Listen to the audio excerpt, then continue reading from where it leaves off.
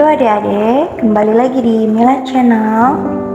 Kali ini kita akan membahas tentang latihan soal PTS atau penilaian tengah semester pelajaran Bahasa Indonesia untuk kelas 8 atau 2 SMP semester 2 kurikulum Merdeka. Ada 15 contoh soal yang akan kita bahas satu persatu. Sebelum ke soal, jangan lupa dukung channel ini dengan cara subscribe, like, dan share. Nomor 1, bacalah isi puisi berikut. Karangan Bunga karya Taufik Ismail.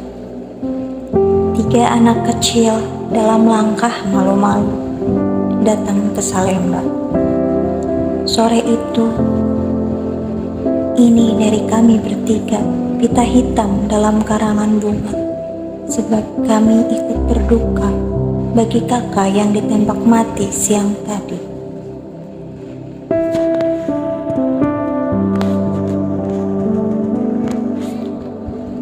A. Makna lambang kata pita hitam dalam puisi tersebut adalah tanda. Dan B. Maksud puisi tersebut adalah. Kita bahas yang A dulu. Konteks makna pita hitam bukan berada pada tataran makna sebenarnya, yakni pita berwarna hitam. Tapi konteks maknanya lebih mengacu kepada makna konotatif atau kata kias, yakni mana kias atau bukan makna sebenarnya. Kata tersebut memiliki makna berduka karena kemunculan kata tersebut setelah kata kunci berduka dan sebelum kata ditembak mati. Selain itu, warna hitam kerap disandingkan dengan pemaknaan kedukaan yang dirasakan seseorang. Kata kunci dari puisi di atas yaitu berduka. Jadi, lambang pita hitam adalah tanda berduka.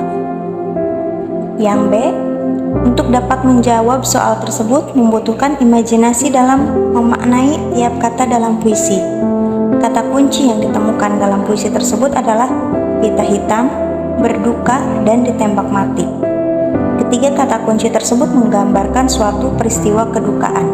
Jadi maksud dari puisi tersebut adalah ada peristiwa kedukaan. Nomor 2, perhatikan puisi berikut. Perpisahan. Akhirnya peluit pun dibunyikan. Buat penghabisan kali ku genggam jarimu. Lewat celah kaca jendela, lalu perlahan-lahan jarak antara kita mengembang jua. Dan tinggallah rel-rel, peron, dan lampu yang menggigil di angin senja. Persamaan majas yang digunakan pada larik keempat dan kelima puisi tersebut adalah larik keempat dan kelima puisi tersebut menggunakan majas personifikasi.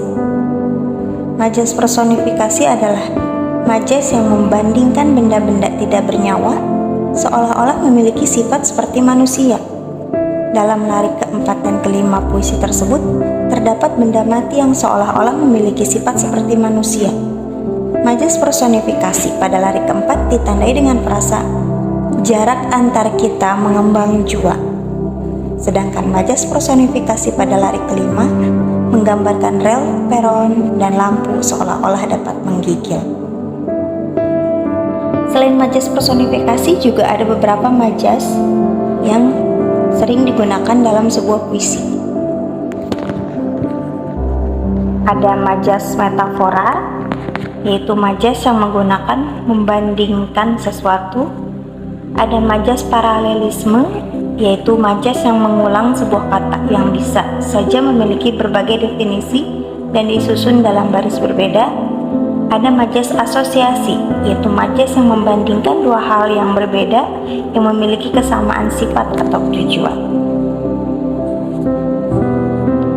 Nomor 3, perhatikanlah kutipan puisi berikut. Amarah bumi. Kaulah tempat aku berpijak, di mana aku hidup, di mana aku mati. Terlewat aku bersemi, getar dan goncangmu kau keluarkan juga.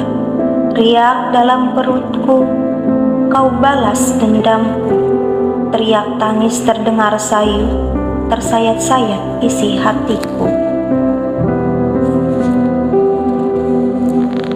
Melihat segala murkamu, takkan kulupakan peristiwa itu. Tema puisi yang dikembangkan oleh penulis dalam puisi tersebut adalah jadi tema dalam puisi termasuk ke dalam struktur batin puisi. Tema adalah gagasan pokok yang diungkapkan oleh penyair dalam puisinya. Tema puisi tersebut adalah peristiwa gempa bumi. Hal itu ditunjukkan melalui lirik getar dan goncangmu, atau kau keluarkan juga riak dalam perutku, kau balas dendammu. Hal tersebut dapat menggambarkan peristiwa gempa bumi. Jadi temanya tentang gempa bumi. Nomor 4. Jenis puisi lirik yang mengungkapkan percintaan disebut dengan puisi. Berdasarkan cara penyair mengungkapkan isi atau gagasan, puisi terbagi menjadi 3 jenis, yaitu puisi naratif, puisi lirik, dan puisi deskriptif. Puisi lirik terbagi menjadi 3 jenis, yaitu serenada, elegi, dan ode. Puisi lirik yang mengungkapkan percintaan adalah serenada. Jadi untuk nomor 4 jawabannya serenada. Ada juga puisi romansa, bukan merupakan puisi jenis lirik, melainkan jenis puisi naratif. Puisi romansa adalah puisi cerita yang berisi kisah percintaan yang diselingi perkelahian serta petualangan. Ada juga yang disebut puisi balada, bukan merupakan jenis puisi lirik, melainkan jenis puisi naratif. Puisi balada adalah puisi yang berisi cerita tentang orang-orang perkasa ataupun tokoh pujaan. Ada juga puisi elegi, yaitu jenis puisi lirik yang mengungkapkan perasaan duka. Jadi jenis puisi lirik yang mengungkapkan percintaan disebut dengan puisi serenada. Nomor 5, perhatikan pernyataan-pernyataan berikut ini. 1. Menambah wawasan dan pengetahuan. 2. Melatih berpikir kritis. 3. Melatih kemampuan menulis. Pernyataan-pernyataan tersebut merupakan apa teks ulasan. Jadi teks ulasan adalah penjelasan, penafsiran, atau penilaian terhadap suatu karya seperti film, drama, atau sebuah buku. Teks ulasan disebut juga dengan resensi. Pernyataan-pernyataan tersebut merupakan fungsi dari teks ulasan. Setelah membaca atau menuliskan teks ulasan, maka akan menambah wawasan dan pengetahuan, melatih berpikir kritis, dan melatih kemampuan menulis. Nomor 6. Jenis teks ulasan yang berisi gambaran singkat, umum, dan padat dari suatu karya disebut. Jadi teks ulasan itu terdiri dari 3 jenis, yaitu pertama teks ulasan informatif yang berisi gambaran singkat, umum, dan padat dari suatu karya. Yang kedua ada teks ulasan deskriptif, yaitu berisi pembahasan secara mendetail pada tiap bagian-bagian suatu karya. Dan yang ketiga teks ulasan kritis, yaitu berisi kritik terhadap suatu karya dengan mengacu pada pendekatan ilmu pengetahuan tertentu. Dengan demikian, jenis teks ulasan yang berisi gambaran singkat, umum, dan padat dari suatu karya disebut teks ulasan informatif. Nomor 7, struktur teks ulasan yang menjelaskan tentang pentingnya sebuah karya yang diulas, yaitu bagian. Jadi struktur teks ulasan itu terdiri dari 1. Judul, isinya berbeda dengan judul dari karya yang diulas. 2. Identitas karya, dirinci selengkap-lengkapnya. 3. Orientasi, menjelaskan tentang pentingnya sebuah karya yang diulas. 4. Sinopsis, berisi ringkasan isi karya yang diulas. 5. Analisis, berisi paparan tentang keberadaan unsur-unsur karya. 6. Evaluasi, berisi paparan tentang kelebihan dan kekurangan suatu karya, disertai saran pembaca. Dengan demikian jawabannya ialah orientasi, yang menjelaskan tentang pentingnya sebuah karya yang diulas. Nomor 8, bacalah kutipan teks ulasan berikut. Tokoh ayah dalam lakon Ayahku Pulang dimunculkan dalam adegan dan berakhir dengan penyesalan. Sementara itu, tokoh ayah dalam lakon Hingga Senja tidak dihadirkan sehingga membentuk suatu ambang cerita yang lebih menggantung. Selain itu, konflik dalam Ayahku Pulang terus-menerus dihadirkan, terutama ketika ayah datang kembali ke rumah, sedangkan di Hingga Senja, konflik terasa naik turun karena dihadirkannya tokoh-tokoh yang mengulur adegan konflik, yaitu ketika teman-teman Nara datang ke rumah. Kutipan teks tersebut termasuk teks ulasan pada bagian struktur mana? Jadi kutipan teks ulasan tersebut membahas tentang pementasan drama atau lakon Ayahku Pulang dan Hingga Senja. Pembahasan pada kutipan teks tersebut berisi unsur-unsur karya dalam kedua lakon tersebut, yaitu dari segi penokohan dan konflik. Berdasarkan hal tersebut, kutipan tersebut merupakan bagian analisis, yakni berisi paparan tentang keberadaan unsur-unsur karya. 9. Buku yang berisi karya sastra seperti cerpen, novel, kumpulan puisi, dan drama disebut buku fiksi. Merupakan buku yang berisi kisahan atau cerita yang dibuat berdasarkan hayalan atau imajinasi pengarang. Jadi bukan atas cerita sebenarnya atau tidak dari cerita fakta.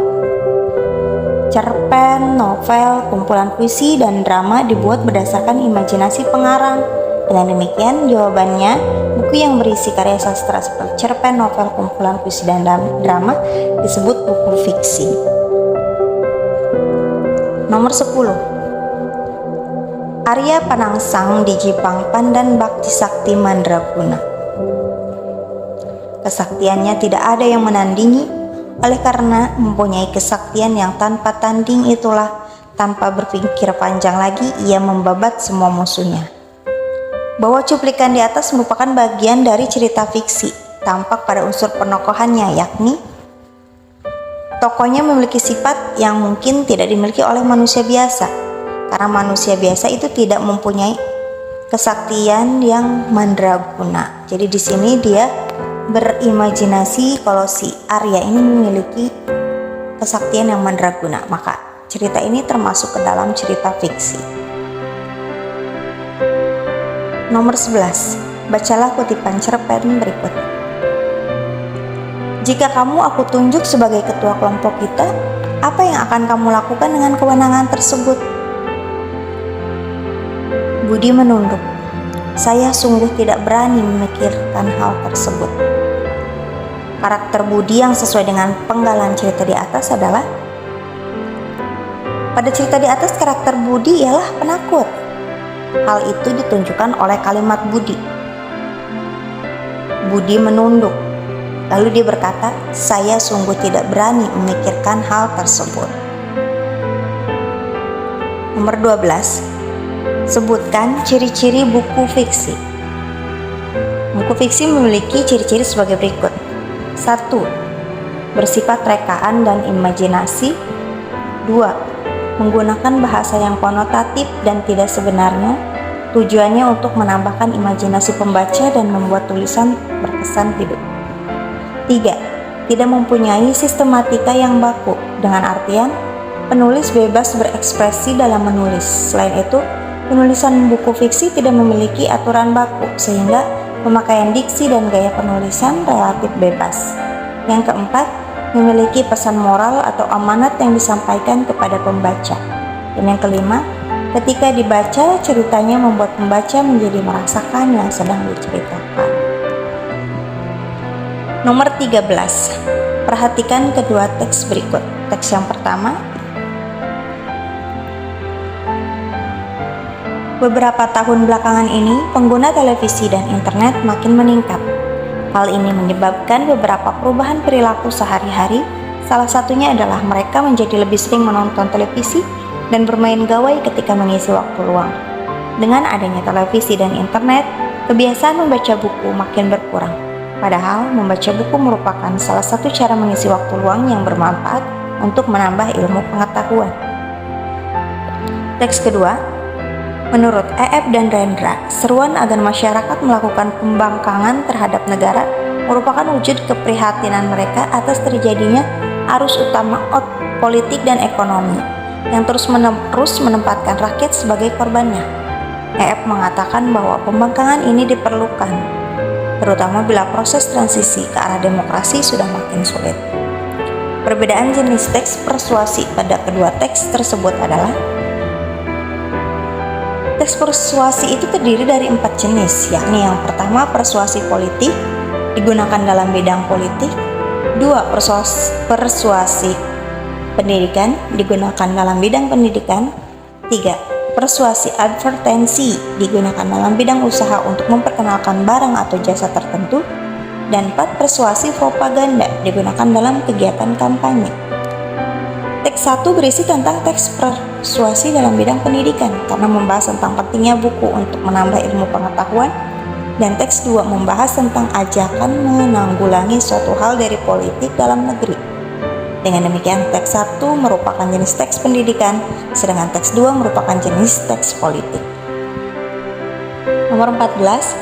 Salah satu ciri-ciri teks persuasi yang tepat adalah: ciri-ciri teks persuasi yaitu mengandung bujukan, ajakan, atau imbauan yang ditujukan kepada pembaca, mengandung kalimat-kalimat yang berisi alasan disertai dengan fakta, dan memiliki kata-kata ajakan baik tersirat maupun tersurat. Nomor terakhir 15. Ada kutipan pidato. Bapak dan Ibu yang saya hormati, apotek hidup adalah tumbuh-tumbuhan berkhasiat obat yang ditanam di halaman rumah. Tumbuhan yang dipelihara ini dapat dijadikan obat penyakit tertentu, misalnya daun pepaya berguna untuk menyembuhkan malaria. Isi kutipan pidato di atas adalah: jadi dari penggalan teks pidato di atas dapat kita simpulkan bahwa isinya mengenai pengertian dan manfaat apotek tumbuhan. Pidato di atas termasuk pidato persuasif, dikarenakan ada makna tersirat bahwa si pembawa pidato mempengaruhi atau mengajak si pendengar untuk membuat atau menanam apotek tumbuhan dengan memberitahukan manfaat dari apotek tumbuhan tersebut. Cukup sekian pembahasan kita, kurang dan lebihnya mohon maaf. Terima kasih sudah menonton sampai selesai. Semoga dapat dipahami dan semoga bermanfaat.